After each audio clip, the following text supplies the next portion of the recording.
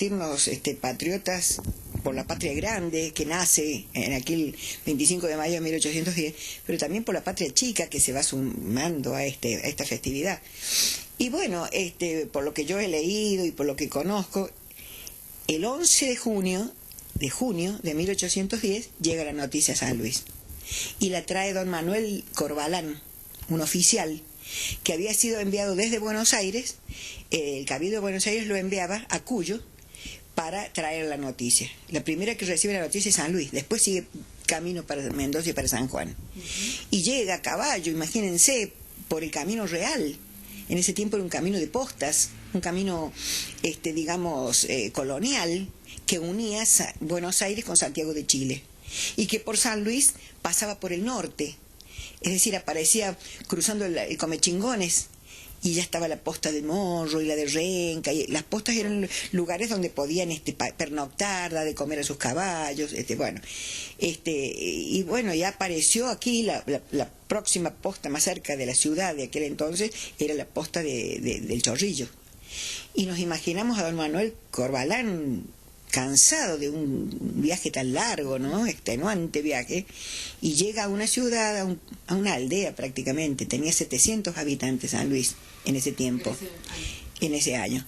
Y llega, y yo me lo imagino ya recorriendo las calles polvorientas, así las cuentan, casas de adobe, techos de paja, grandes paredones, largos paredones, donde se asomaban a esos paredones frutales, muchísimos frutales. Acá una de las industrias era la de la fruta seca, ¿no? Y bueno, qué frutaría, los durazneros, y las higueras, y los nogales, y los parrales, ¿no? Calles largas, así, cuadras casi, y la casa en la esquina, por ejemplo. Y habrá llegado, habrá dado una media vuelta a la plaza principal, que es la actual Plaza Independencia, plaza fundacional. Y el Cabildo estaba frente a esa plaza, estaba sobre la actual calle San Martín, en el lugar que en un tiempo supo estar la legislatura, y que ahora hay otras oficinas ahí, muy cerquita del canal al cual ustedes pertenecen, ¿no? Y como era en ese entonces el lugar también, al frente, en la calle paralela, Rivadavia, en la esquina sudeste, donde ahora hay un bar, sí. Eso estaba ocupado por la iglesia matriz. La iglesia matriz o de la Inmaculada Concepción había sido mandada a construir por nuestro fundador, ¿no? Y tenía el frente más angosto sobre calle Rivadavia y todo lo largo por calle 9 de Julio, casi hasta la Colón. Esa era la iglesia matriz, que muchas veces la gente confunde y nombra la iglesia catedral como matriz. No, la iglesia matriz es esa. También de techo de paja, también de adobe, modestísima, con la Inmaculada Concepción presidiendo ahí la iglesia. Al lado, es como la usanza de aquel tiempo, al lado donde ahora está tribunal es el cementerio. El cementerio es decir, iglesia, cementerio, todo plaza, cabildo. En un mismo lugar. Cabildo. Ahí tenían la ciudad fundacional.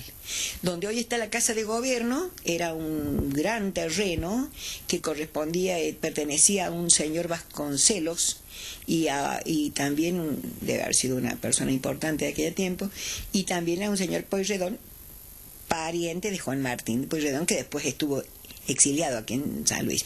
Y la esquina, donde hoy ocupa algo que tiene que ver con cultura, ahí de San Martín y 9 de Julio, frente a la plaza, esa era la antigua iglesia de los jesuitas. Los jesuitas que ya habían sido expulsados del país y ya se había derrumbado, la derrumbaron a la iglesia, ¿no? Y por otra parte había otra plaza que no era plaza, lo que hoy sería la Plaza Pringles. En ese tiempo era un potrero, y se llamaba Potrero del Rey Ramo. A Rey Ramos lo encontramos por ahí como congresal, participando de la historia. Se ve que ha sido un vecino importante, ¿no? Después ese potrero, con muchos años, pasó a ser la Plaza de las Flores, después el Parque Pringles, y después pasó a ser la Plaza Pringles. Y donde está la iglesia catedral, ahí la casa de los Osorio, que después le prestaría al teniente gobernador Dupuy. Ahí vivía Dupuy. En esa casa donde, según la tradición oral, está el quebracho donde ató su caballo San Martín, porque San Martín pernoctó varias veces en la casa de este amigo, una fraternal amistad tenía este San Martín con Dupuy. Fíjense que cuando vuelve de San Martín, que recorrió tantas veces esa ruta colonial que digo, desde Santiago a Chile y de Santiago de Chile a Buenos Aires y viceversa, vuelve San Martín ha estado más de 10 veces acá en San Luis, ha pernoctado, ha estado aquí en San Luis. Y la mayoría de las veces se hospedaba ahí en la casa de Dupuy. Y cuando vuelve, triunfante de la batalla de Maipú, años más tarde, ¿no? 17, 18, esa noche pernocta ahí en la casa de Dupuy, y el pueblo puntano, que sabe que ha vuelto el gran héroe, ha vuelto triunfante de la batalla, quiere hacerle un obsequio al pueblo puntano.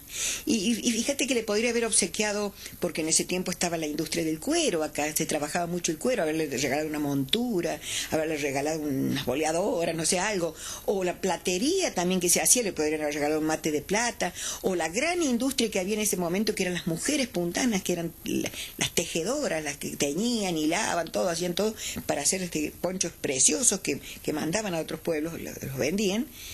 Le podrían haber regalado un poncho. No, el pueblo puntano quiere regalarle al señor de las batallas una serenata. Y fue una serenata histórica que figura en los libros de historia. Le llevan una serenata de obsequio a San Martín. San Martín se asoma a la ventana, les agradece y les dice que no puede demorarse más con ellos porque tiene que partir rumbo a Buenos Aires al amanecer. Bueno, eso sucedió un poquito después de 1810, pero es más o menos el ambiente, digamos, la ciudad como era en aquel entonces, ¿no? Cuando llega este hombre con la gran noticia de lo que había pasado en Buenos Aires, ¿no? Y que las noticias por ahí tardaban un poco en llegar, ¿qué fue lo que pasó? ¿Se sabe cuál era la reacción? No lo dice tanto, esto se ocupa de esto, el historiador Núñez. Y también Gess, llega y entrega los papeles ahí y parte inmediatamente a Mendoza. Y no se detiene, porque tiene que seguir. El 11 de junio había pasado muchísimo tiempo desde que lo mandaron, mira todo lo que ha andado a caballo el pobre, los caminos eran tremendos. Y o sea que de Cuyo, la primera que se entera de la noticia de la revolución es San Luis. Y lo que hay que recalcar que San Luis es la primera jurisdicción, no se puede hablar de provincia todavía, las provincias aparecen en 1820 más o menos, pero la primera jurisdicción, digamos, que se adhiere a la Revolución de Mayo. Las demás tardaron y hubieron unos líos bastante que algunas no querían tampoco. Acá se reunieron, hicieron todas sus discusiones y lo demás, y es la primera en obedecer la voluntad de aquella primera Junta de Mayo, San Luis. Eso es importante. Es la primera que se entera también. Y bueno, y yo en un tiempo había escrito algo así pensando que siempre a mí lo que me llama mucho es la música, ¿no? ¿Cómo sería musicalmente San Luis en aquel tiempo cuando llega la revolución? ¿Qué San Luis musical habrá encontrado Manuel de Corbalán, claro, el oficial que trajo la noticia? Y bueno, lo puedo sintetizar así. Existía la música de las iglesias. Es una música culta, gregoriana, litúrgica, que habían traído quienes. Y los misioneros que existieron en San Luis, que fueron los jesuitas, los mercedarios y los dominicos. Los dominicos todavía existen, sí, en la iglesia de Santo Domingo. Los demás fueron desapareciendo con el tiempo. Bueno, esa era la música culta. Después había tertulias, así como a la usanza de las grandes capitales, como era Córdoba, Buenos Aires. Aquí también en algunas familias importantes realizaban tertulias, que eran reuniones a la nochecita, donde se reunían algunos destacados vecinos, conversaban sobre los últimos acontecimientos políticos, sociales, sobre las novedades, se danzaba, se cantaba, se tomaba mate o chocolate, alguna exquisitez que la dueña de casa ofrecía. Una casa de tertulia, por ejemplo, era la casa de los Pringles, de don Gabriel Pringles, del agro de Julio y Colón, ¿no? Que además don Gabriel Pringles, otra parte de la casa era una pulpería. Ah, sí. O sea que es importante también, pero eso fue después. Bueno, otras reuniones musicales que había eran las fiestas familiares. Y en las fiestas familiares, ¿y qué se hacía? Ahí se tocaba la guitarra, pero la guitarra popular. Entonces era la guitarra y el canto. Era se danzaba que el gato, la zamacueca, el pericón, y que se cantaba. Y se cantaban tonadas que no se llamaban tonadas, se llamaban canciones. La tonada no se llamó hasta que Gardel grabó con tonadas, no se llamaban tonadas. Él las hizo conocer como la palabra tonada. Bueno, pero sabemos que eran tonadas porque algunas han llegado hasta nosotros, así por obra de la tradición, y sabemos que son octosilábicas, la letra, como son las tonadas tradicionales, y además tienen una dedicatoria, que es la característica del cogollo de la tonada. Bueno, cantaban y bailaban así popularmente. Otros lugares de reuniones musicales que había eran los lugares donde se reunían las tropas, los troperos, las carretas, los viajeros. Y ahí descansaban, tomaban, las postas, pero en la ciudad de San Luis, por ejemplo, un lugar de reunión de troperos, de tropas, de diligencia, de carretas, de viajeros, de mercadería, mercancías que traían de otros lugares, era lo que después se llamó Plaza de las Tropas, que es el lugar que ocupa la centenaria escuela La Finur. Ahí entre Chacabuco y San Martín, Lavalle y Bolívar. Esa era la Plaza de las Tropas. Yo lo considero un crisol de tradiciones, porque la gente venía y traía sus canciones, sus instrumentos, sus novedades, su moda en el vestir, su moda en el lenguaje, y acá encontraban lo otro y se reunían esos viajeros con los puebleros y comenzaba una transculturación. Es decir, ellos llevaban nuestras cosas y nosotros era un intercambio. Así, por ejemplo, se enraizó en San Luis el acordeón. Bueno, y otro lugar, por ejemplo, de encuentro, que así musical, que podemos decir, es, por ejemplo, o una expresión musical muy de la época, que ya aparecía, es la serenata. La serenata era una costumbre musical, una tradición que la trajeron los españoles. Consiste en una visita nocturna y musical dedicada a un amigo o a la mujer de los sueños, ¿no? Entonces se dedicaba, iban hasta el balcón, la reja y todo lo demás, todos esos elementos, la luna, las estrellas, el jazminero allí o los malbones y la serenata, ¿no? Entonces se llevaba la serenata a la mujer amada. Si el enamorado no sabía cantar, bueno, se buscaba un personero, se le llamaba, a un buen cantor que cantara en lugar de él, y él estaba ahí presenciando. Y bueno, y después del vals serenata, que fue muy cuyano, el vals serenata, con letras directamente de enamorado, ¿no? De una queja de amor a veces, reclamando el amor no correspondido, o declarando el amor, o dando fuerzas a ese amor que ya existe. Y después, si era dedicada a un amigo, en ese caso era una canción que después se llamó tonada, o por ejemplo un estilo, o mucho tiempo después una samba, ¿no? Ese sería el San Luis musical de aquella época, y destacando que tanto nacionalmente como en nuestra patria chica se dio la presencia del cielito patriótico. El cielito es una forma musical derivada de la contradanza española, que después derivó en el pericón, y una forma musical también es el cielito, que en unos lugares se danzó, bueno, pero aquí más que todo se cantó. El cielito tenía siempre carácter amatorio o amistoso en la letra. A partir de 1810 aparece el cielito patriótico, donde cantan todos los hechos de mayo y todas las cosas que van a venir después. Si nosotros pudiéramos hilvanar todos los cielitos que hay en la patria, tendríamos la historia nacional cantada.